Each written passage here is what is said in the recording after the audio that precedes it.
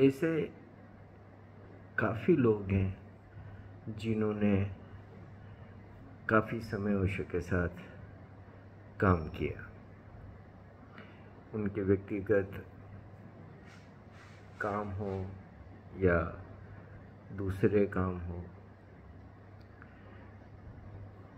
150 तो ऐसे ही हैं जिनको कह सकते हैं कि अनवरत ओशो के साथ रहे।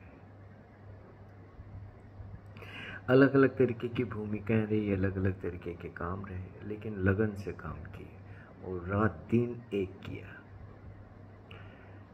ओशो को आज गए 30-32 साल हो गए।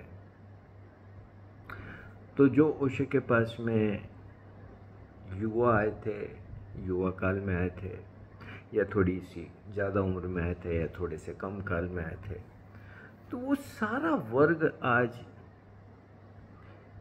65, 70, 75, 80, 90 के करीब का हो गया। सब बूढ़े हो गए। बुढ़ापे की अपनी सीमाएं होती है। मैं जान रहा हूँ, मुझे पता चलता है कि कितना मुश्किल होता है ये समय। आज ही 2 डिलीवरी के लिए गया था। छोटे छोटे गाँव में जाना होता है। आज भी ऐसे गांव हैं जहाँ से सीधे कहीं आने जाने के लिए बसें नहीं है, आपको घूम के जाना आना होता है, तो मुश्किल पड़ती है। बसों में भीड़ भी होती है बहुत ज़्यादा, फिर थक जाता हूँ। फिर आजकल तबीयत थोड़ी ज़्यादा ही ख़राब है, तो पैरों में भी बहुत तकलीफ़ होने लगती है, और इतनी ज़्यादा बस रुकती है और इतनी भीड़ होती है, पर काम तो करना पड़ता है। और मैं काम करता रहता रहूँगा। मेरे को पता है कि मेरे पास में और कोई नहीं है, तो मैं कर रहा हूँ काम निश्चित रूप से।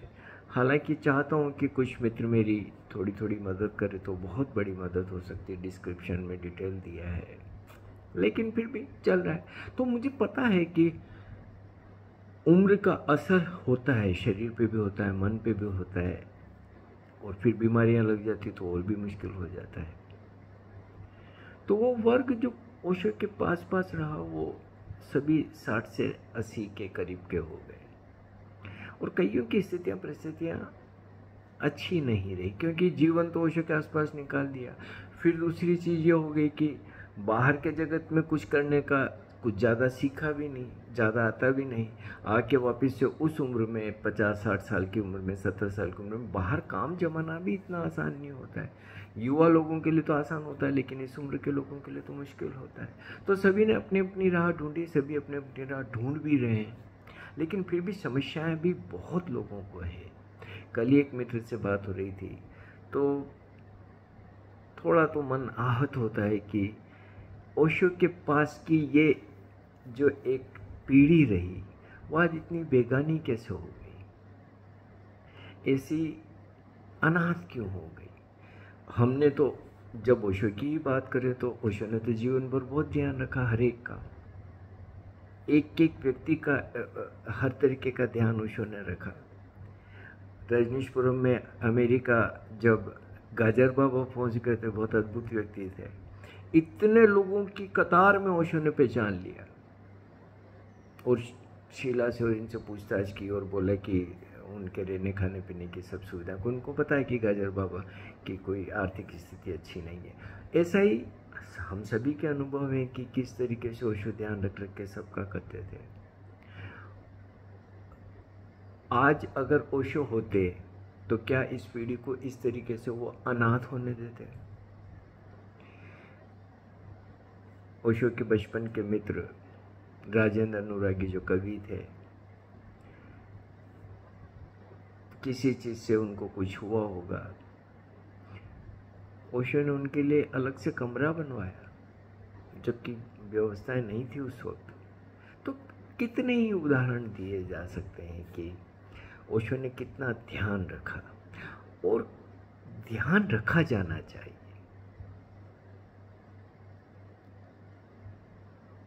और वो ध्यान रखने जैसी क्षमता तो है, नहीं रखते क्योंकि व्यवस्था नहीं है। अब मुक्ता को ऑस्ट्रिया में जाके आखिरी समय बिताना होता है, और फिर उसको फेसबुक पे अपनी दवाइयों के लिए, पैसे के लिए भी लिखना पड़ता है। तो ये विचारनी तो है, ये विचारनी तो है कि सरदार गुरुदयाल सिंह चंडीगढ़ में जाके किन स्थितियों परिस्थितियों में उनने शरीर छोड़ा, और भी कई लोगों के नाम हैं जो अपने अंतिम समय में थोड़ी सी विपरीत स्थितियों परिस्थितियों से गुजरे, और जिनने देह छोड़ दी उनकी तो बात पूरी हुई, लेकिन आज भी बहुत हैं जो देह में हैं और बहुत तकलीफ में हैं। एक चीज़ और होती है कि भारत में तो सोशल सिक्योरिटी नाम की कोई चीज़ नहीं होती है, तो यहाँ तो कोई अपेक्षा किसी से की भी नहीं जा सकती, लेकिन विदेशों में सोशल सिक्योरिटी होती है, तो बूढ़े लोगों को तमाम तरीके की सुविधाएं मिल जाती है, मेडिकल मिल जाता है, खाना पीने का पेंशन मिल जाती है, सब घर वगैरह सब कुछ। लेकिन काफ़ी लोगों ने तो जो ओशो के आसपास ही 30-35 साल निकाल दिए, तो चूंकि उन लोगों ने इतने साल अपने देश में काम ही नहीं किया, तो सोशल सिक्योरिटी जो उनको नहीं मिलती है उसके लिए वो पात्र नहीं रहे। तो जब कुछ सुनाई देता है किसी के बारे में कि आज 70-75 साल की उम्र में, 80 साल की उम्र में जिस व्यक्ति ने जीवन भर ओशो के छाया की तरह साथ रहा, वो छोटी छोटी चीज़ों के लिए समझौते कर रहा है, छोटी छोटी चीज़ों के लिए भागदौड़ कर रहा है, तो मुझे लगता है कि ये नहीं होना चाहिए।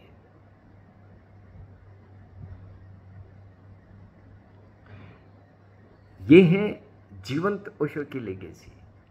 इस बारे में किसी का कभी ध्यान जाता है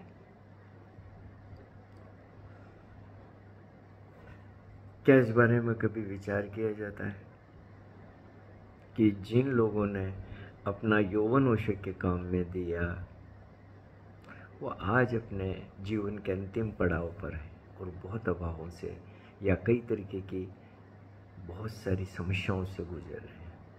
बीमारियां लग गई है, कमजोरियां आ गई है, उम्र अपनी पूरी हो गई है, मौत करीब आ रही है। मैं अपने खुद के अनुभव से भी कह सकता हूँ कि काफ़ी कठिन होता है जब हर थोड़े दिन में नई बीमारी आती है, हर थोड़े दिन में कुछ न कुछ नया आता है। अब जैसे कि अभी ये जी घबराने का और चक्कर आने का, और चक्कर भी अजीब से आ रहे थे। अब मेरे डॉक्टर बोलते हैं कि ENT को दिखाओ, ये पता नहीं कौन सी बीमारी हुई है। तो ठीक है, जो भी होता है मैं करता रहता हूँ, दवाइयाँ लेता हूँ, जाँच कराता हूँ, वो भी। लेकिन ऐसी बीमारियों का जब तांता लगता है तो थोड़ा तो मुश्किल होता है चीज़ों को संभालना, अपने हाथ में लेना, और फिर उसके बाद भी काम तो करना पड़ता है। काम में कम से कम 12 घंटे रोज़ करता हूँ, चाहे मेरी तबीयत कैसी हो, चाहे जी घबरा रहा हो, चक्कर आ रहे हो और कुछ और इशू आ रहे हो, तो मुझे काम तो करना ही। अब कल रात को इतने ज़ोरों से पैरों में दर्द हुआ,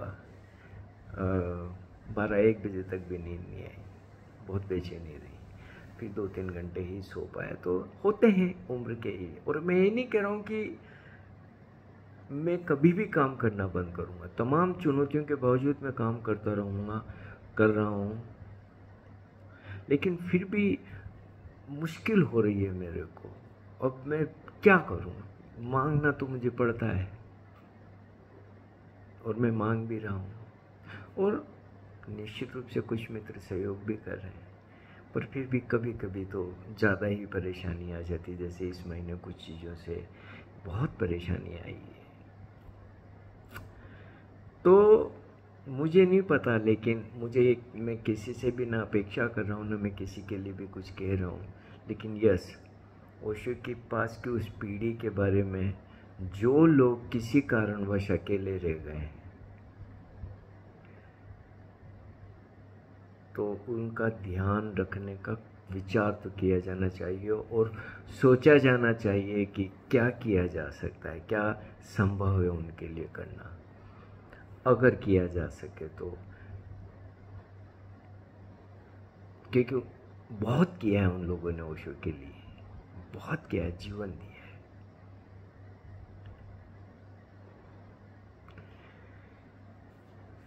पता नहीं, बोल तो रहा हूँ, हो तो बहुत अच्छा, होना ही चाहिए। एक सुंदर जगत में ऐसा तो होता ही। ओशो ने जो कम्युन की परिकल्पना की थी और बोलते थे, तो उसमें वृद्ध लोगों के लिए भी उन्होंने बहुत विस्तार से बोला था कि वो कैसे रहेंगे और उनकी कैसे सारी सुरक्षाएं और व्यवस्थाएं की जाएगी।